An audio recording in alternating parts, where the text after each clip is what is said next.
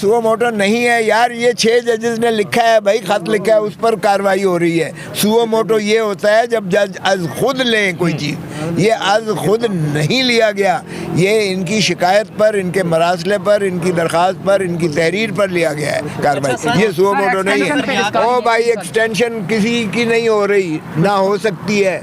ये शुद्धनी हमेशा हुकूमत छोड़ती है जब कोई रिटायरमेंट के करीब पहुंचता है चीफ जस्टिस, तो उससे ये मफाद लेने के लिए उसको ये झांसा देते हैं। ये लॉलीपॉप है, ये आइन में तरमीम करनी पड़ेगी और आइन में तरमीम हम होने नहीं देंगे, इसलिए कि कौमी असम्बली में 2/3 नहीं है हुकूमत के पास और ना ही सेनेट में है। अलग-अलग 2/3 की ज़रूरत होती है, ये आइन में तरमीम करना पड़ेगी और इसलिए ये एक्सटेंशन तो सवाल ही पैदा नहीं होता।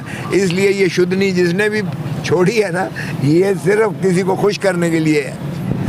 क्या देखें, ये सुओ मोटो एक्शन नहीं लिया गया। एक किसने पागल ने कहा है, उस वज़ीर कानून को कहो पहले कानून पढ़ तो ले कम अज़ कम। कानून वज़ीर आज़म वज़ीर कानून बनने से कानून नहीं आ जाता। ओ भाई, ये 6 जजों ने लिख के भेजा है मरासला, सुओ मोटो कहाँ से हो गया? सर पहले तो कमीशन बन गया था ना इस पे। और भाई साहब, ये चीफ जस्टिस और ये जजेस को भेजा गया था मरासला। उस मरासले पर आर्टिकल 184(4)(3) के तहत ये कार्रवाई हो रही है। तो ये सुओ मोटो नहीं है, ये जजेस की नालिश पर है, जजेस की शिकायत पर है। पहले हुकूमत ने कमीशन बनाया जिसको मुस्तरद किया और फिर ये जो है सुप्रीम कोर्ट ने खुद, और आजकल आपको पता है कि 184(3) का 3 सीनियर मोस्ट जजेस फैसला करते हैं, चीफ जस्टिस अकेला फैसला नहीं करता।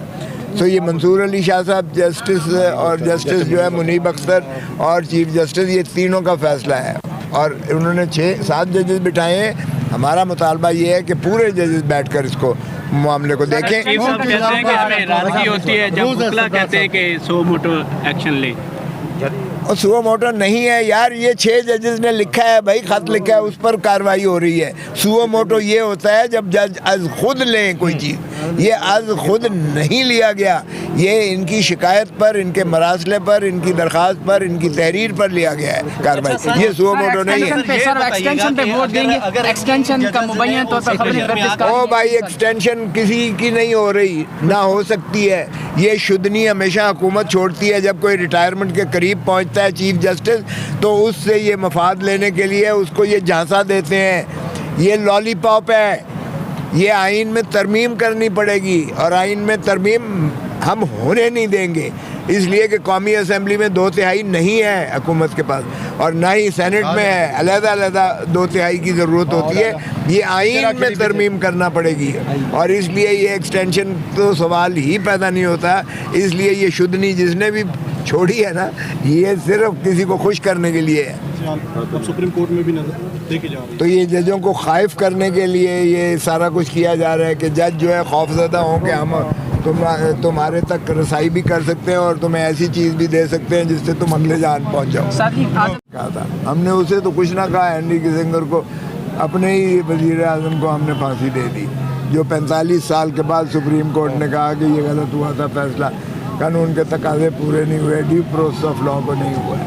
अब भी यही है, अल्लाह करे कि इसको 45 साल ना लगाएं और अभी से ये फैसला कर लें। इससे पहले तवक्को तो है कि इसको खान साहब को बरी कर देंगे इंशाल्लाह, क्योंकि इसमें केस में तो कुछ भी नहीं है। जाहिर है ना किसी दुश्मन को जो है इसका इस्तेफादा हुआ है, ना किसी दुश्मन के साथ कोई बात हुई है।